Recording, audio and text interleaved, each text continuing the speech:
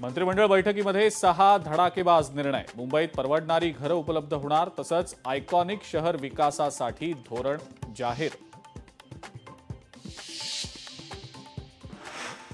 शिवसेनेच्या मंत्र्यांचा मंत्रिमंडळ बैठकीवर बहिष्कार। शिवसेनेकडून केवळ एकनाथ शिंदेच मंत्रिमंडळ बैठकीला उपस्थित होते, सूत्रांची माहिती।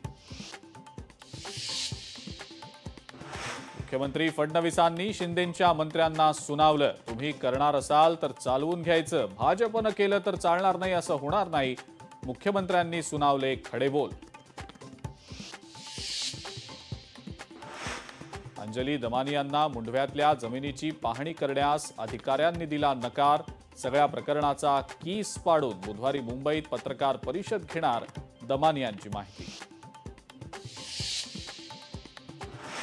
मुंढवा जमीन व्यवहार प्रकरणामध्ये मोठी अपडेट। शीतल तेजवानीनं 275 जणांकडून जमीन घेतल्याचं उघड।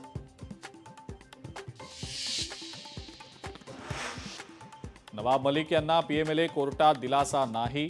अंडरवर्ल्ड डॉन दाऊद इब्राहिमची दिवंगत बहीण हसीना पारकर हिच्याशी संबंधित मनी लॉन्डरिंग प्रकरणात मुंबई सत्र न्यायालयात आज सुनावणी।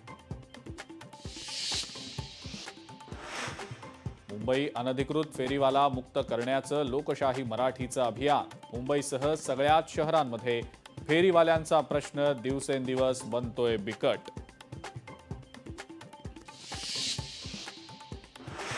मुंबईमध्ये कचरा संकलनात 3000 कोटींचा घोटाळा।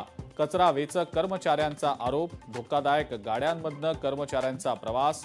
अधिकारी अद्यापही गप्प का? लोकशाही मराठीचा सवाल।